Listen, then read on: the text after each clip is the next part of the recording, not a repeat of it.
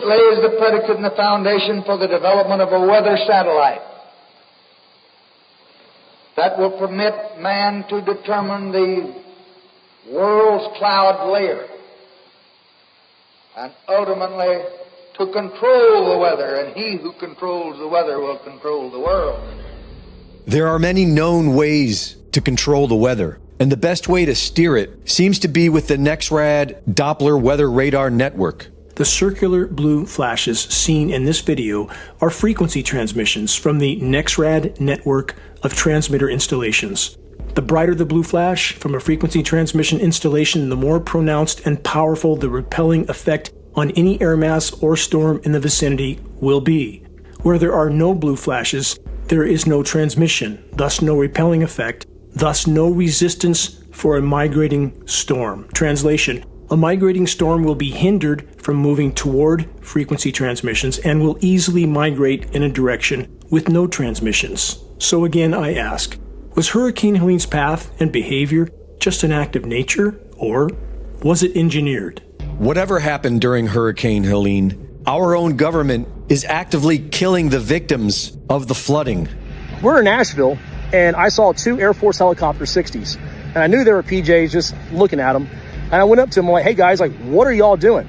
And like, this is what you need to be doing, this is how I'm finding people. And they're like, we can't go. We're waiting on Title 10 orders. And I'm like, what? They can't get any authority. There's military helicopters all over here sitting on the ground, and they can't do nothing. Even my JSOC boys in Fayetteville, they can't get orders to come out here. It is just the most disgusting thing, and they're killing these people. And I don't know why they're doing it. I don't know what kind of conspiracy. I've heard so many things, whatever you want to come up with, but they are literally allowing these people to fucking die in the mountains right now because we can't get helicopters. Not only is the government standing down, they are stopping others from helping. And there are even reports that the confiscated donations are being delivered to sanctuary cities. So I'm here in Boone, North Carolina. I'm at the staging area. I volunteered myself and my canines to come up and do some search and rescue efforts. Obviously, you see all my equipment. So we've been told to just turn around and go the opposite direction, because what they're doing is they're confiscating everything. Like, they would confiscate all of my gear, my car, my dogs, like literally everything. There are some people who have been tracking these FEMA agents and what they do with these supplies after. And these are people that are directly associated with the group that I'm volunteering with. And essentially what they're doing is they're taking these supplies to sanctuary areas for illegal migrants and giving it all to them.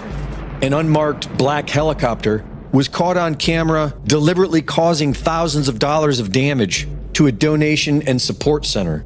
The government is no longer trying to hide. They are now killing us out in the open. And the radical Marxists working at FEMA are not really concerned with most of the people. LGBTQIA people and people who have been disadvantaged already are struggling. They already have their own things to deal with. So you add a disaster on top of that, it's just compounding on itself. You know, the shift that we're seeing right now is a shift in emergency management from utilitarian principles where everything is designed for the greatest good for the greatest amount of people to disaster equity. We the people point out that they are killing us, and they complain that it's hurtful. What kind of impact has this had on the recovery effort? It has a tremendous impact on the comfort level of our own employees to be able to go out there, but it's also demoralizing. Right after the government says they don't have enough money for the American people stricken by the floods, and that another storm is coming, they announce another $157 million to the people of Lebanon. Joe Biden makes another Freudian slip and says the government's response will be to increase the number and intensity of these extreme weather events. Response is to increase the number and intensity of the extreme weather events and be where we're going to use all the resources available to the government to do it. And many are now saying that this is exactly what they did with Milton, which is now expected to be catastrophic.